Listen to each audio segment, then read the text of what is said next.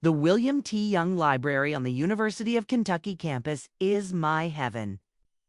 It's a cathedral of knowledge, a vast sun-drenched space that smells of old paper, binding glue, and limitless possibility. Back home in the mountains of Eastern Kentucky, the only library was a single dusty room in the back of the town hall. Its shelves filled with romance novels and Reader's Digest condensed books. Here, there were entire floors dedicated to a single subject. My subject, engineering. I was sitting with my study group at a large table on the 5th floor, the heart of the science and engineering collection. We were wrestling with a problem. Set for my advanced structural analysis class, a brutal series of equations that felt more like a philosophical riddle. The sheer stress is the variable throwing off the entire load calculation, I said, pointing with the tip of my pencil to a diagram on the page. If we treat it as a non-uniform distribution instead of a constant, the whole thing balances. See? My classmate, a brilliant guy from Louisville named Ben, stared at my notes, his eyes widening.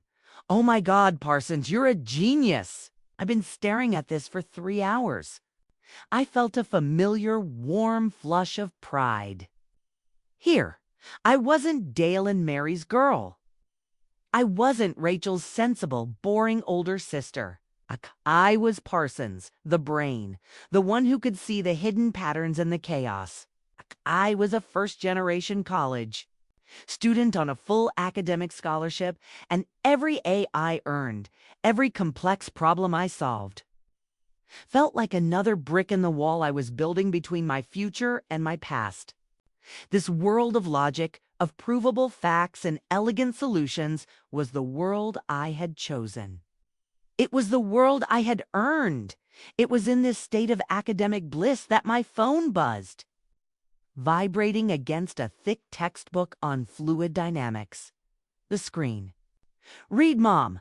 A call from home was a rare event, usually reserved for holidays or emergencies. A cold, familiar dread immediately began to seep into my peaceful afternoon.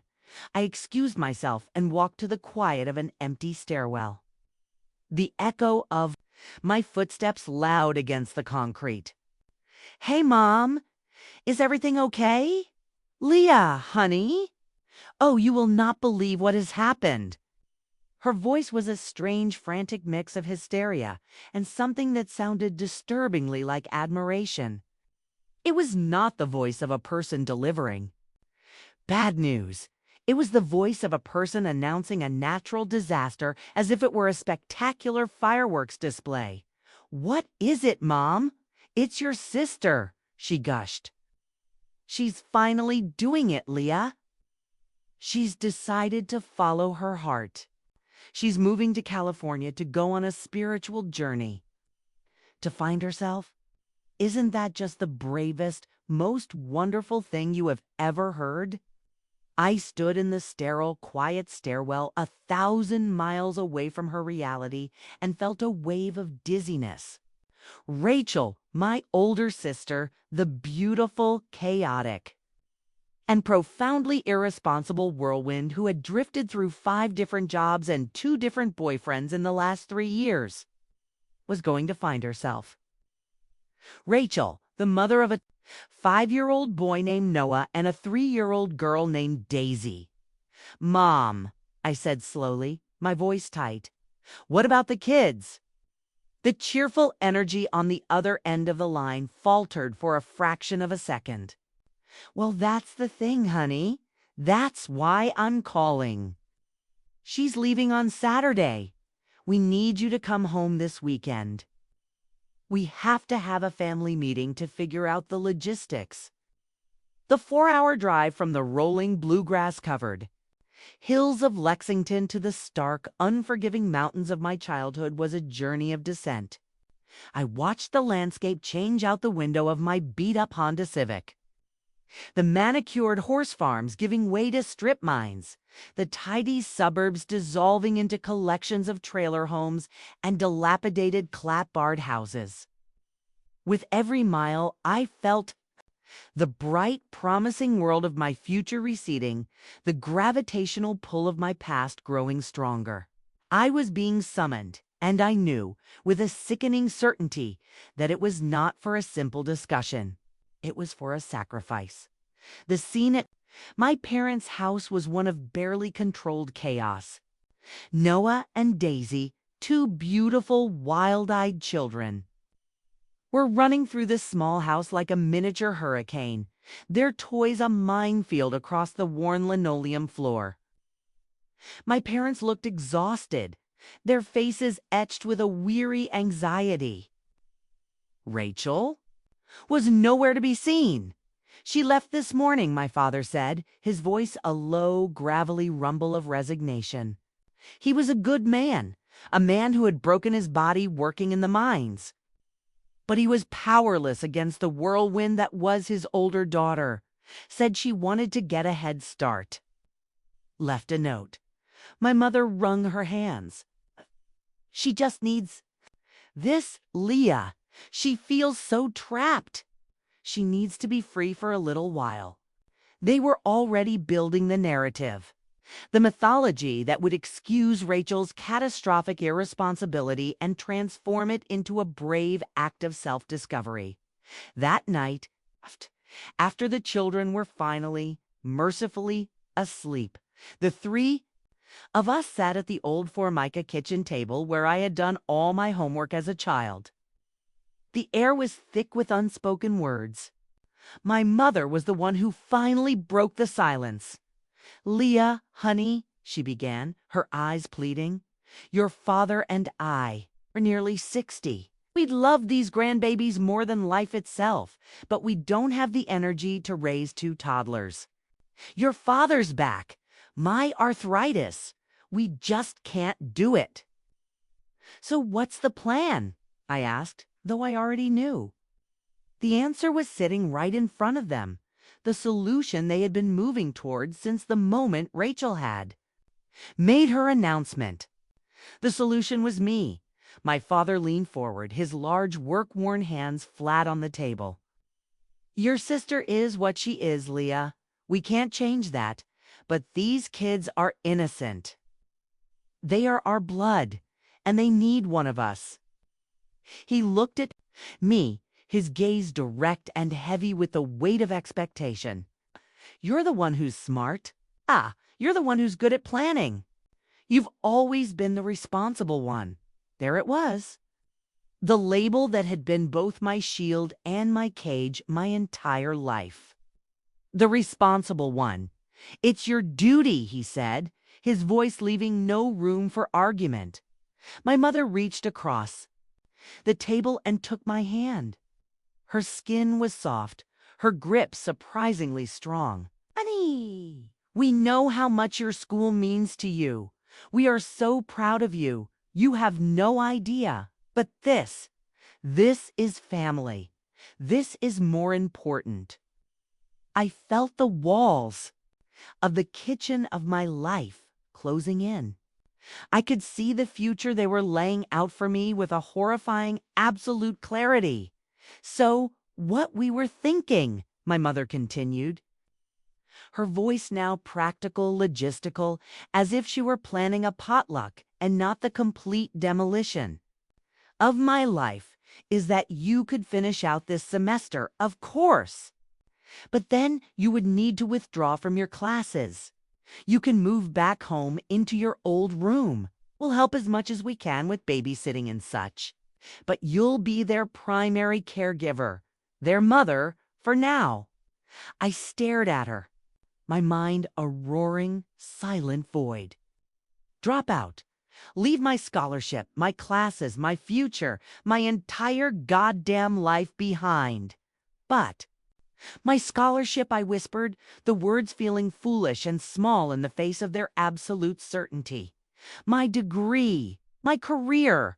My father sighed, a sound of deep paternal disappointment. "Alea," he said, his voice laced with a gentle rebuke.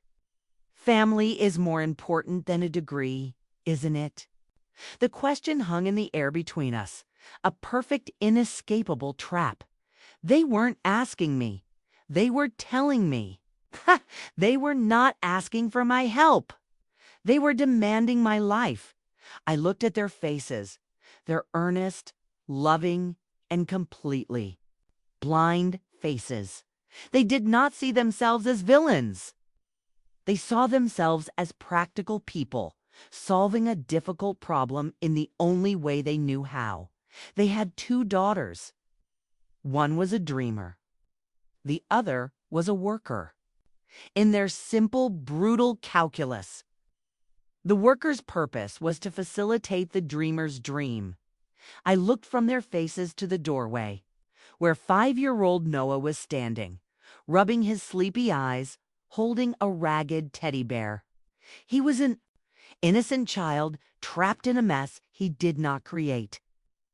And I looked at my future, a bright, shining city on a hill that I had fought and bled and clawed my way towards. And I saw my family standing at the bottom of that hill, holding a rope, expecting me to tie it around my own neck and climb back down. That night, I lay awake in my childhood bedroom, a stranger in the time capsule of the girl I used to be. The walls were still painted the hopeful, pale yellow I had chosen when I was 12. A corkboard was still pinned with faded photographs of high school friends, movie ticket stubs, and a single proud acceptance letter from the University of Kentucky. It was a room that belonged to a girl who believed in escape, a girl who had no idea what that escape would ultimately cost. Sleep was an impossibility. My mind was a battlefield, and 2 opposing armies were warring for the territory of my future. On one side was the daughter of Appalachia. She was the girl who had been raised on a steady diet of familial duty and quiet sacrifice. Her voice sounded like my grandmother's. I remembered her, a woman with a spine of pure Kentucky steel who had given up a talent for painting to raise 4 children in this very house. I remembered her telling me once, her hands deep in a bowl of flour, "Family ain't a choice, Leah. It's a gravity. You can try to fly away, but it'll always pull you back home." That voice whispered to me in the dark, its logic simple and absolute. This is your blood. This is your duty. A piece of paper from a university is not more important than the lives of 2 innocent children. Your sister made a mess, and you, the responsible one, must clean it up. This is the way it has always been. On the other side was the University of Kentucky engineer. She was new. She was logical. She dealt not in sentiment, but in data. Her voice was the one that narrated my textbooks, the one that saw the world as a series of complex systems that could be analyzed and understood. That voice was just as insistent. A full-ride scholarship to a top-tier engineering program is not a lottery ticket. It is a lifeline. It is a non-renewable resource. The statistical probability of you achieving this again, if you were to drop out, is close to 0. The median income for a woman in your hometown without a college degree is $24,000 a year. The median income for a woman with a civil engineering degree is $90,000. This is not a choice between family and a dream.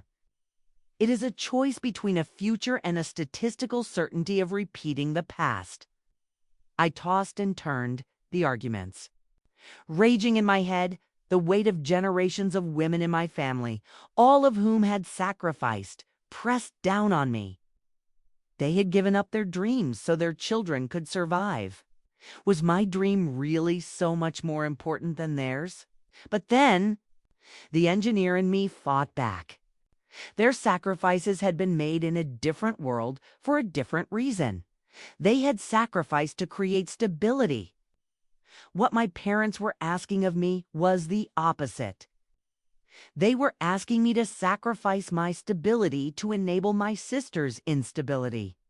They were asking me to burn down the one solid, well-engineered bridge out of this valley of poverty to save someone who had just carelessly jumped off it, sometime around 3 a.m. I couldn't take it anymore. I got out of bed, the old wooden floorboards creaking under my feet. I went to the kitchen and sat at the same Formica table, the scene of the crime. I took a pen and a napkin, and I started running the numbers. I wasn't an emotional, conflicted daughter anymore. I was a project manager assessing a failing system. I sketched out 2 timelines, 2 futures, future A.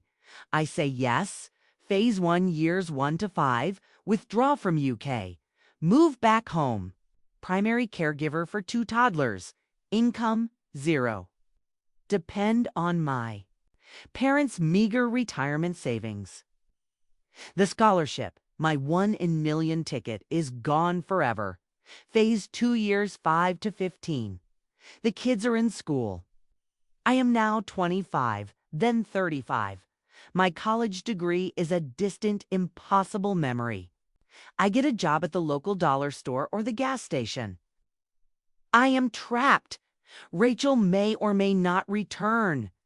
My parents get older, their health fails. I become their caregiver too. Outcome, I have fulfilled my duty. I have become my mother. The cycle of sacrifice and limited opportunity continues. Unbroken. Future B. I say no. Phase 1, years 1, 2, 3. Return to UK. Endure my family's rage and probable estrangement. The emotional cost is immense. I get a second job waiting tables to have money to send home. I am exhausted, lonely, but I am moving forward. I graduate. Phase 2, years 3 to 10.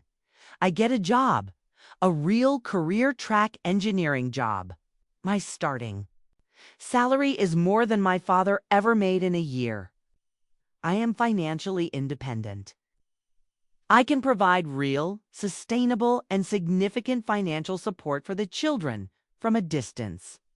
I can fund their education. I can help them break the cycle too. Outcome, I am branded a selfish, traitorous daughter. But I am also the only one in the family with the actual resources to provide a secure future for anyone. I stared at the 2 paths I had sketched on the napkin. The choice, when viewed through the cold, clean lens of logic, was not a choice at all. Saying yes was not an act of love. It was an act of collective, generational suicide. The most responsible, most loving thing I could do for my niece and nephew was to become a successful, stable, and financially secure adult. My success was their best hope. Sacrificing myself would not save them. It would only drown a third person. Alongside them, as the first pale light of dawn began to filter through the kitchen window, my decision was made. The war in my head was over. The engineer had won. I knew what I had to do.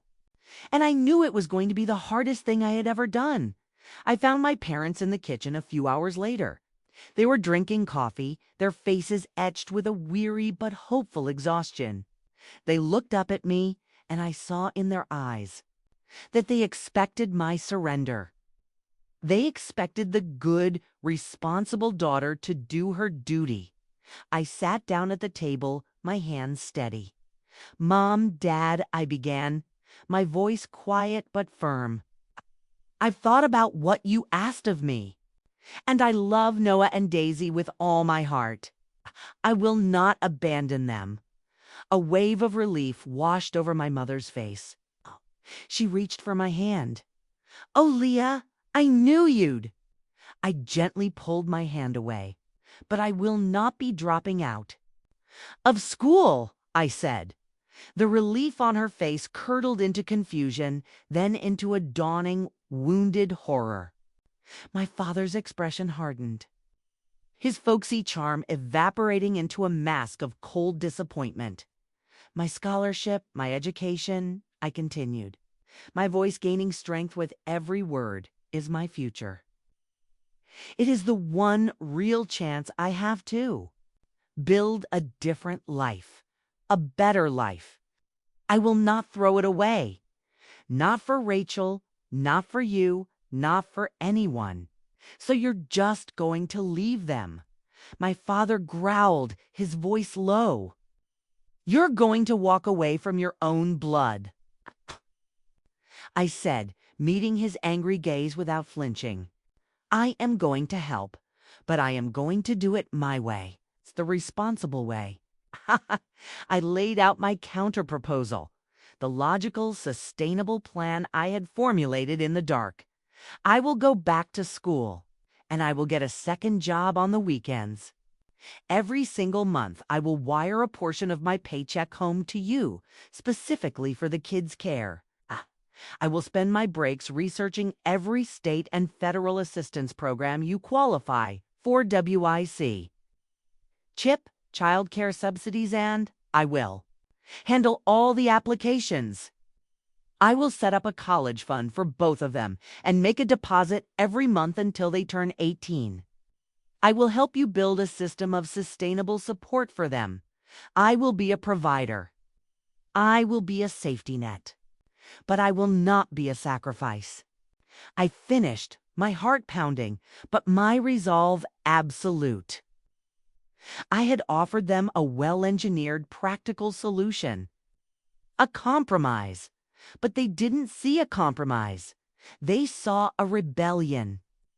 They saw their quiet, dutiful daughter, the one they could always count on, finally, unforgivably, choosing herself over them.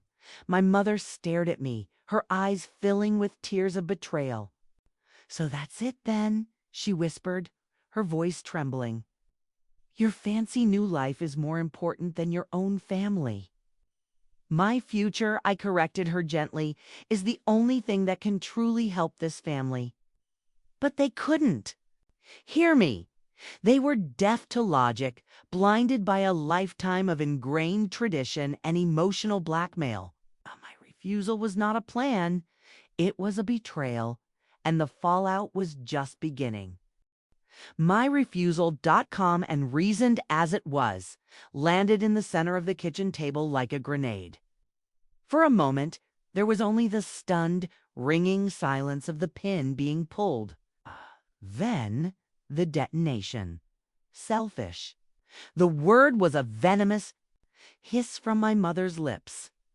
Her face, which had been a mask of wounded hope, was now twisted into a snarl of pure righteous fury. I have never, in all my life, heard a more selfish thing. We are your family, Leah.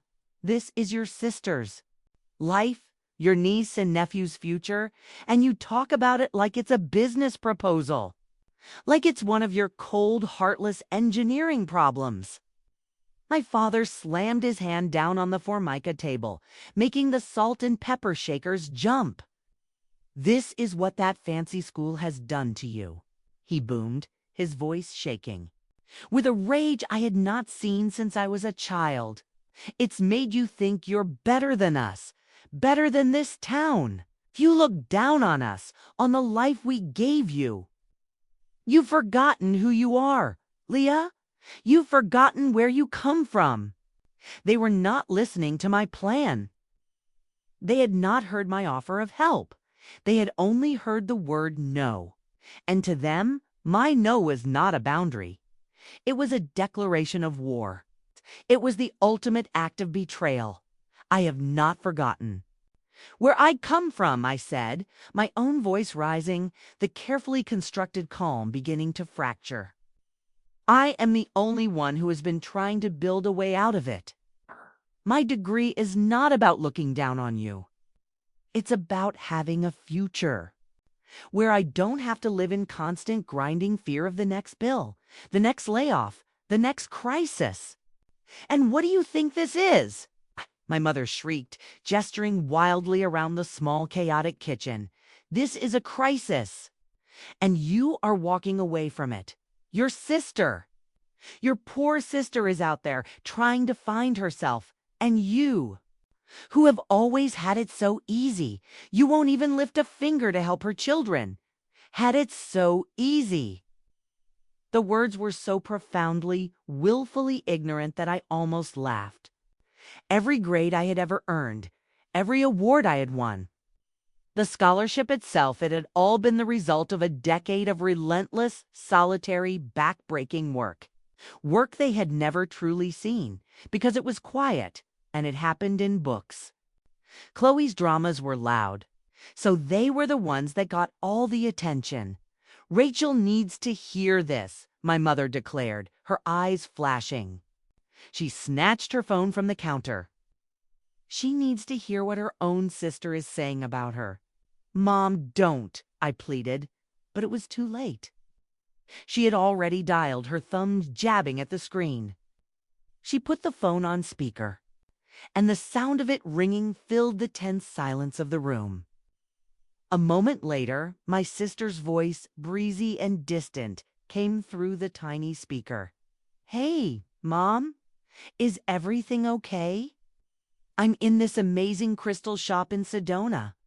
No, Rachel, everything is not okay, my mother said, her voice trembling with theatrical drama.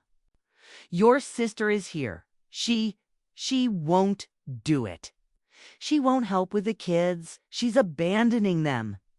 There was a long pause on the other end of the line. The sound of wind chimes tinkled faintly in the background. Oh, was all Rachel said at first. Her voice, when she spoke again, was not angry. It was worse. It was the voice of a wounded, manipulative martyr. I see, she said, her voice cracking beautifully.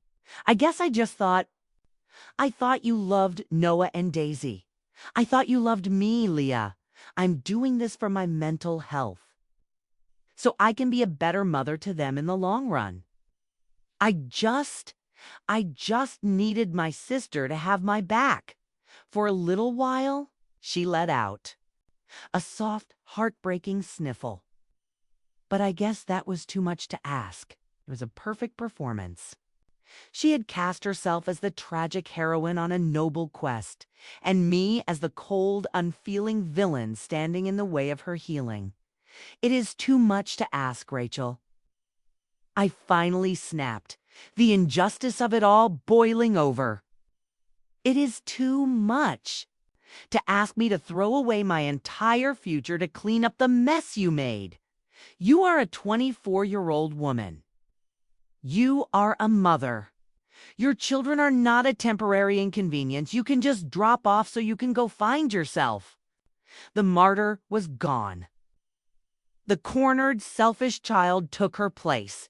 You are a selfish bitch. She screamed through the phone, her voice now shrill and ugly. You have no idea what it's like. You've always had it easy with your grades and your scholarships. Okay, you just want to sit in your ivory tower and judge the rest of us. I hope you are happy in your perfect, lonely little life because you are a terrible aunt and you are a terrible sister. That's enough. My father growled, snatching the phone and ending the call. He glared at me, his face a mask of profound disappointment. I have never been so ashamed in my entire life. We are your family. We are supposed to be a unit. And you have just chosen yourself over all of us. Yes, I said, the word coming out as a ragged, tearful gasp. Yes, I have. Because no one else in this family ever would. That was it. The final, irreparable break. The truth was out, and it had shattered us. I stood up from the table, my legs shaking. My offer stands, I said, my voice trembling but firm. I will send money every month. I will help you find resources. But my decision is final. I am going back to school. My mother just sobbed, her face buried in her hands. My father crossed his arms over his chest, a stone wall of condemnation. He would not look at me. I walked back to my childhood bedroom, the room of the girl who had dreamed of escape, and I began to pack my bag. I could hear my mother's weeping through the thin walls. Each sob was a blow, a final desperate attempt to pull me back, to make me feel the guilt she believed was my birthright. I zipped my duffel bag and walked back through the living room, past my niece and nephew, who had woken up from the shouting and were now watching me with wide, confused eyes. I knelt and hugged them both, my heart aching with a love for them that was pure and a situation that was poison. "I love you guys," I whispered. "I'll see you soon." It felt like a lie. I walked out the front door into the gray, unforgiving afternoon. My mother was standing on the porch, her face a mess of tears and betrayal. My father stood in the doorway behind her, his arms still crossed, his expression like granite. I got in my car and started the engine. I did not look at them again. I put the car in reverse and pulled out of the driveway, the crunch of the gravel under my tires the only sound. As I drove down the street, I glanced in the rearview mirror. My mother was still on the porch, a small, weeping figure. My father had gone back inside. I turned the corner and the house disappeared from view. The ties were cut. The umbilical cord of familial obligation had been violently, painfully, and finally severed. And as I drove west, back towards the life I had chosen, back towards my future, I felt a devastating combination of absolute heartbreak and the first, terrifying taste of what it meant to be truly and completely free. The drive back to Lexington was a journey into a new, harsher reality. The freedom I had felt in the moments after leaving my parents' house quickly evaporated, replaced by the cold, terrifying truth of my situation. I was, for all intents and purposes, an orphan. I had a family on paper, a collection of people in Kentucky who shared my blood, but I was utterly, completely on my own. The invisible, unconditional safety net that most college students take for granted, the knowledge that there is a home to go to for holidays, a parent to call for a small loan, a soft place to land in case of failure, had been burned away. My life was now a high-wire act with no net. The first few months were a brutal lesson in the economics of survival. My scholarship covered tuition and a dorm room, but not much else. Before, my parents had sent a couple $100s a month for food, books, and essentials. That, of course, stopped. My savings, a paltry sum I'd squirreled away from summer jobs, dwindled at an alarming rate. So I did what the women in my family had always done. I worked. My life became a relentless, exhausting triptych of obligations. From 8 in the morning until 4 in the afternoon, I was the engineering student wrestling with thermodynamics and differential equations. From 5 until midnight, I was a waitress at a greasy 24-hour diner near campus, slinging burgers and coffee to tired truckers and drunk fraternity boys, the smell of fried onions clinging to my hair and clothes. And from midnight until 2 a.m., I was a grader for a freshman-level physics professor, my eyes burning as I corrected the same simple mistakes on 100 nearly identical lab reports. I slept for 4 hours a night. I lived on cheap coffee and the free shift meals at the diner. I saw my friends on campus less and less. My world shrank to the library, the diner, and my small, lonely dorm room. The isolation was the hardest part. On holidays, the dorms would empty out, the silence a deafening roar. I spent my first Thanksgiving alone, eating a microwaved turkey dinner from a gas station. Looking out my window at the empty, rain-slicked street, I saw my classmates post photos on Instagram. Happy, smiling families gathered around tables groaning. With food, I saw a photo of my own family, posted by a cousin. My parents, Rachel, Noah, and Daisy, all gathered at my aunt's house. They were smiling. They looked happy. There was no empty chair at their table. It was as if I had never existed. That was the night I finally allowed myself to grieve, not for the family that had disowned me, but for the one that had so easily, so completely forgotten me. But amidst the struggle, I held on to the promise I had made to my parents, but mostly to myself. One afternoon, I walked into the legal aid clinic on campus. I met with a third-year law student who, for the price of a cup of coffee, helped me draw up the paperwork for an irrevocable trust, the Parsons Children's Education Trust. I was the grantor. My niece and nephew were the beneficiaries. A local bank would be the trustee, with instructions to manage the funds for their education and well-being, and to send quarterly anonymous statements to my parents' address. My first deposit was for $50. It was almost everything I had left after paying for my books that month. It was a pathetic amount, but it was a start. It was an act of faith. It was a declaration that my refusal had not been about abandoning those children. It had been about choosing a different, better way to save them. Every 2 weeks after my paycheck from the diner cleared, I would go to the bank and deposit another $50 or $75. It was a quiet, solitary ritual, a secret promise I was keeping. The years passed in a blur of exhaustion and determination. I was a ghost haunting the engineering library, a machine built of caffeine and sheer, stubborn will. I made the dean's list every semester. The harder my parents tried to erase me from their life, the harder I worked to write my own future. My break came in my junior year, a prestigious Charlotte-based engineering firm.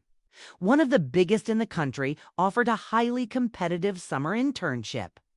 The stipend was more money than my father made in 6 months. Hundreds of students from across the country applied.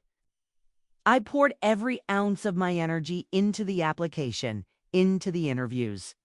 And I got it. That summer in North Carolina was a revelation. For the first time, I was in a world where my past didn't matter. No one knew I was the girl from the broke Appalachian town. No one knew about my fractured family. They just knew me as Parsons, the sharp, hardworking intern who was a wizard with auto CAD and had an intuitive grasp of structural mechanics. I worked tirelessly, and at the end of the summer, they offered me a full-time position upon graduation. My graduation day was beautiful and bittersweet.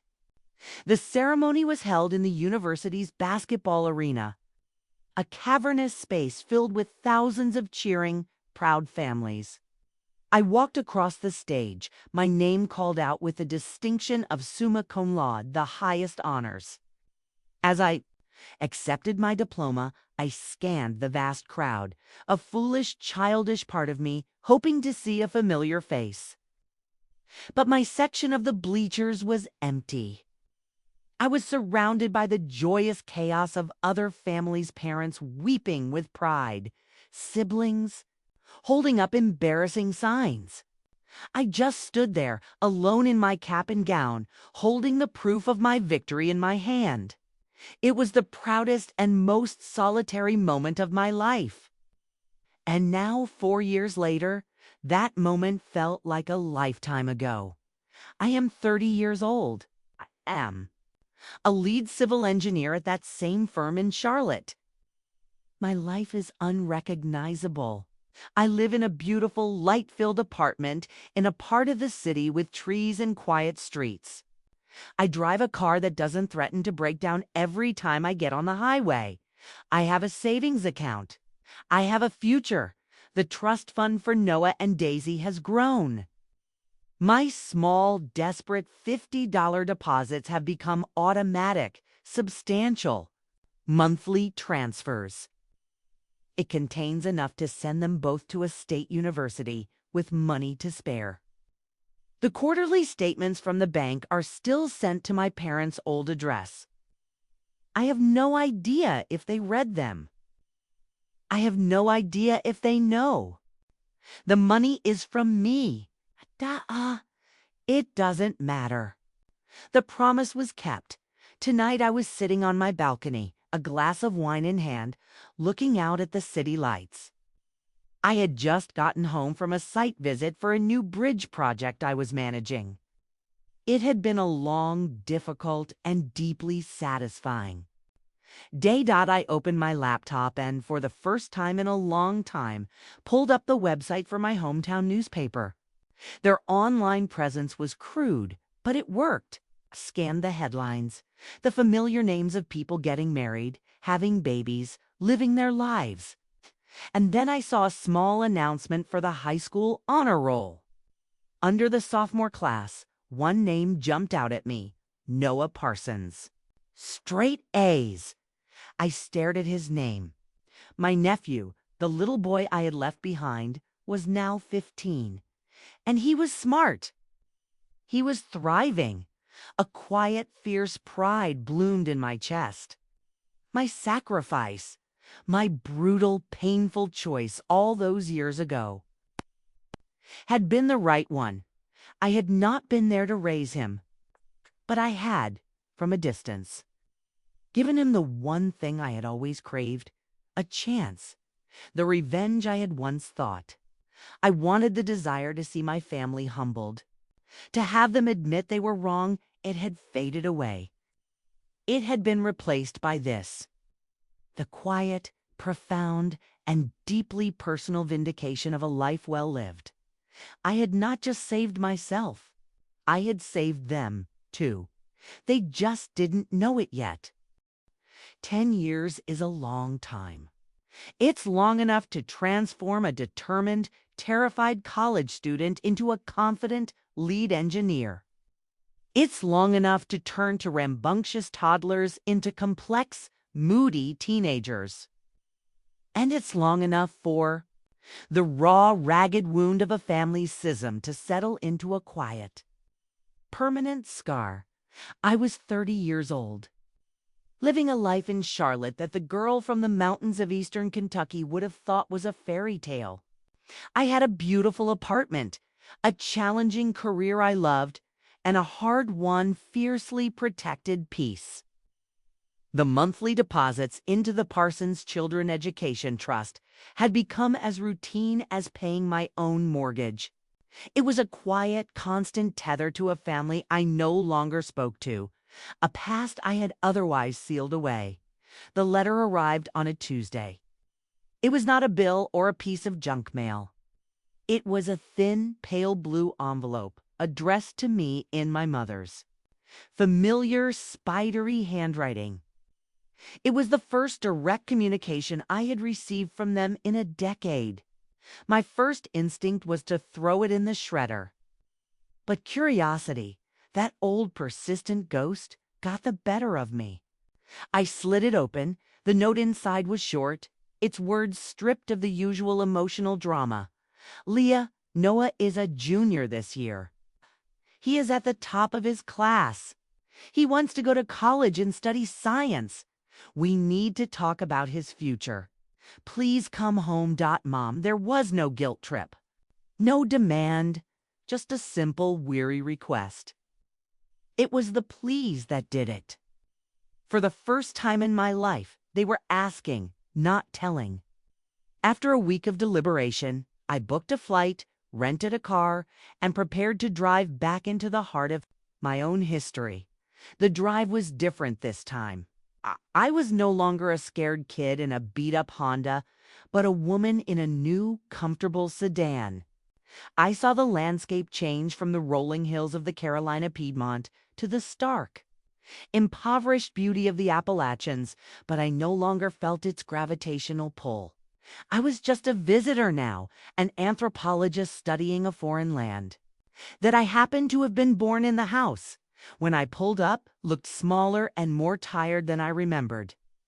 The paint was peeling, the front porch sagged slightly, and the yard was a chaotic mess of overgrown bushes and teenage debris.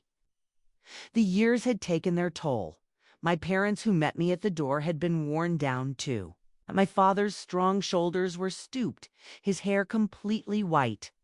My mother's face was a roadmap of worry.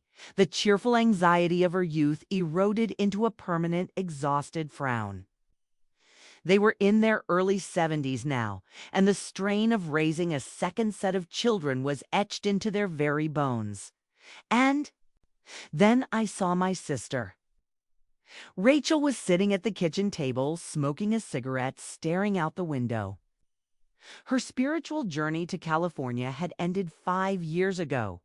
She had returned home with no money, no enlightenment, and no prospects.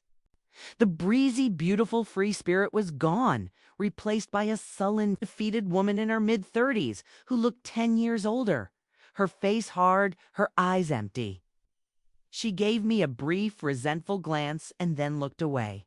The house was a cacophony of teenage life.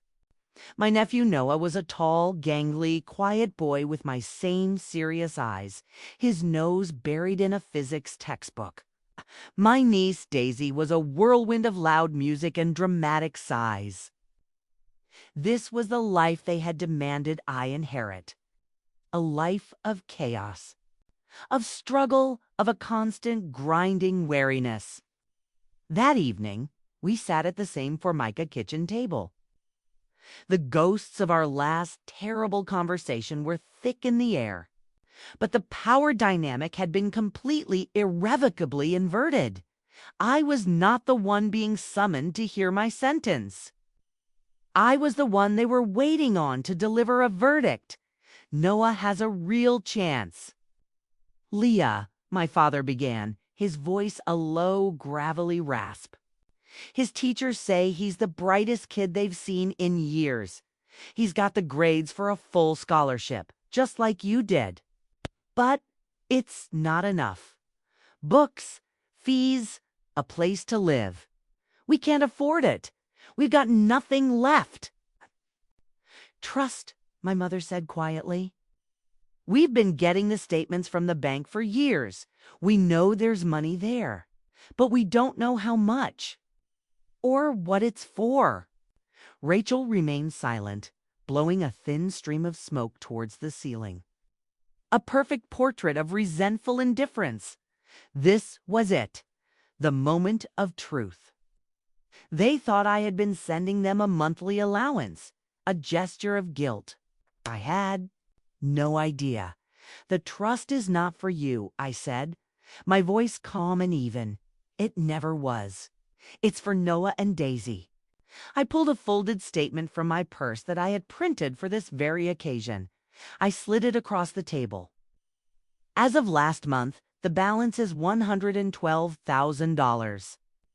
It's designated for their post-secondary education, or as a down payment on a home when they turn 25.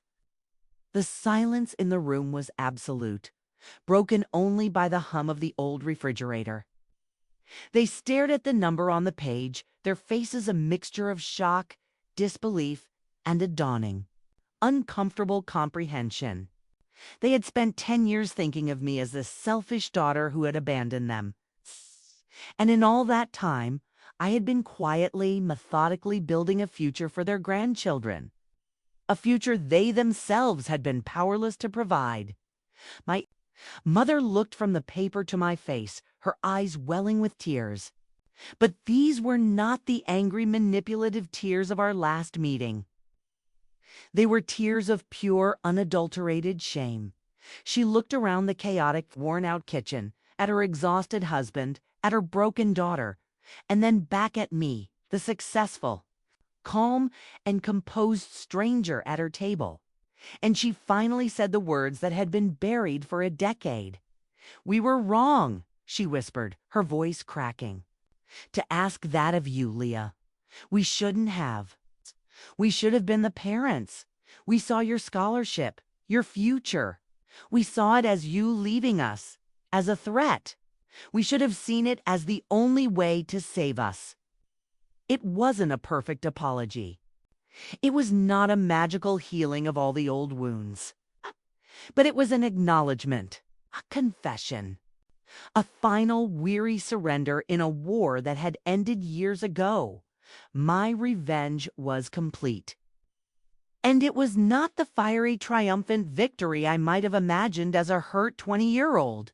It was this: a quiet, somber moment in a run-down kitchen. It was the sad, undeniable proof that my choice had been the right one. My success had not been an act of selfishness. It had been an act of profound, long-term responsibility. I turned to my nephew, who had been listening silently. I said. If you get into UK's engineering program, I'll supplement the trust. I'll cover the rest. And I'll help you find an internship at my firm. His eyes, my eyes, lit up with a brilliant, hopeful light. For the first time, I wasn't just a mythical, villainous aunt. I was a possibility. A future.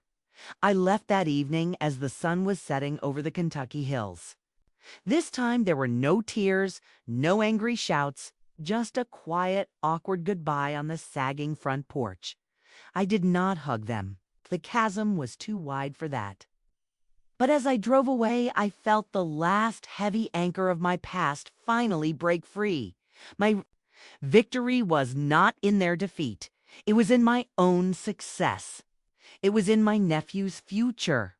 It was in the quiet, unshakable knowledge that I had faced an impossible choice. And I had chosen not just to save myself, but to become the kind of person who could save others, too. And that was a legacy worth a lifetime of struggle. 2 years passed. A quiet acknowledgement from my mother on the porch had not magically healed our fractured family, but it had lanced a boil that had been festering for a decade. The anger was gone, replaced by a quiet, somber distance. We're not close, and I knew we never would be. But we were no longer at war. I received occasional, stilted updates. My father's health was stable. A mother was volunteering at the church. Rachel was taking classes at the local community college, a tentative first step toward a future she had never planned for. And the monthly deposits into the trust continued, a silent, steady testament to the promise I had made. The most significant change, however, was a new, fragile relationship that had begun to grow in the space where the old one had died. I had started talking to my nephew, Noah. At first, it was just polite, infrequent texts. But as he entered his senior year of high school, the texts became phone calls, and the phone calls became video chats. He was a smart, serious, and deeply curious young man, and he was fascinated by my work. He didn't see me as the traitor or the savior. He just saw me as his aunt. The engineer. The call that truly defined our new relationship came on a Saturday afternoon in October. I was in my office in Charlotte reviewing the stress test data for the bridge project, which was now nearing completion. His face popped up on my screen, his brow furrowed with a familiar intellectual anxiety. "Aunt Leah," he said. "Do you have a minute? It's about my college applications." "I always have a minute for you, Noah," I said, leaning back in my chair. "What's up?" "It's the essay," he sighed, running a hand through his messy hair. "For the UK engineering program. The prompt is, describe a problem you want to solve. I don't know what to write. Everything I think of sounds stupid. There's no such thing as a stupid engineering problem," I told him. "What are you interested in? What makes you tick?" "I don't know," he said, frustrated. "I like my physics classes. Like figuring out how things work. But I don't know what problem I want to solve. It feels too big." I looked at him, at this bright, capable young man standing on the precipice of his entire future. and I felt a surge of profound protective affection.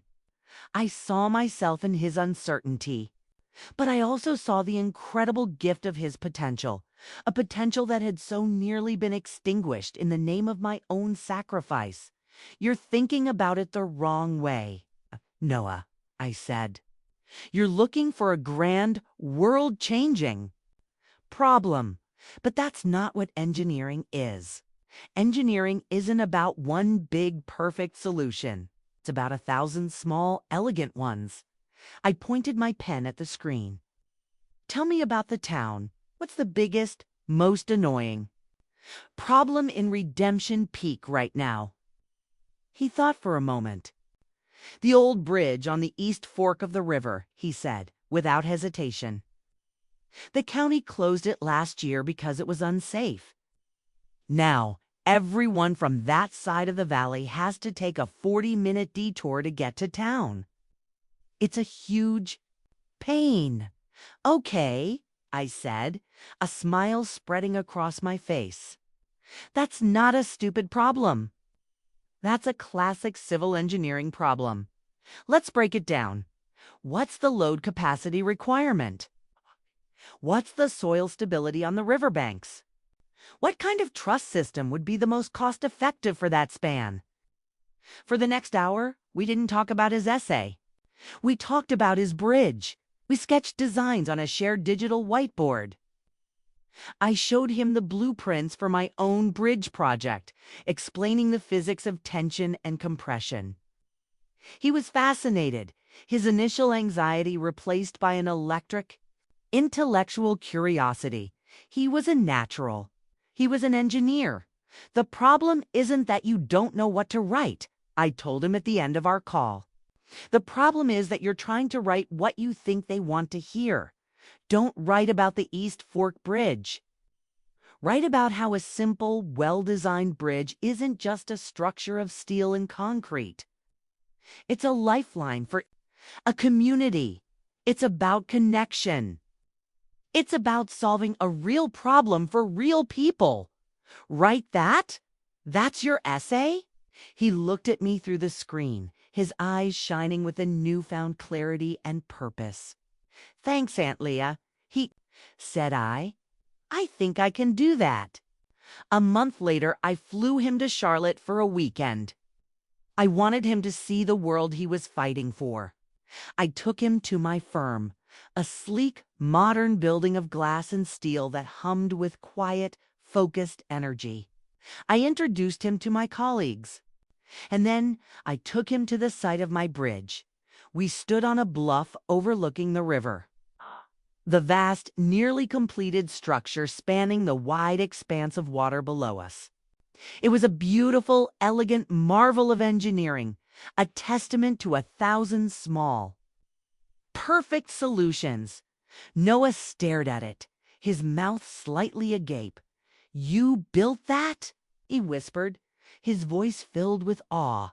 My team and I did, I said, leaning against the railing. It took 3 years of planning, 1,000 pages of calculations, and a lot of sleepless nights. But in a few months, it will cut the commute time for over 50,000 people. It will connect a community. He looked from the bridge to me, and in his eyes, I saw the exact moment his future clicked into place. This, he said, his voice full of a quiet, unshakable conviction. This is what I want to do. I want to build things that help people. In that moment, my entire painful journey came full circle. The bitter revenge, the lonely years of struggle, the heartbreaking family schismate had all led to this. To standing on a bluff with this brilliant, hopeful young man, showing him not just the path out of the valley, but how to build a bridge for others. My success was no longer just my own. It had become his blueprint. That evening, back in my apartment, he sat at my dining table, his laptop open, excitedly rewriting his college essay. I sat at my drafting table, working on a new set of plans. We worked in a comfortable, companionable silence, 2 generations of Parsons engineers, designing the future. I looked over at him, so full of the potential I had fought so hard to protect, not just for myself, but for him. The cycle of sacrifice, of limited dreams, of women giving up their futures for the sake of the family was broken. It had been broken on that terrible morning at my parents' kitchen table, with a single, difficult, and world-altering no. My revenge, in the end, was not my family's defeat. It was my nephew's beginning, and it was the quiet, profound, and deeply satisfying knowledge that the life I had built was strong enough to be a bridge for the ones who came after me.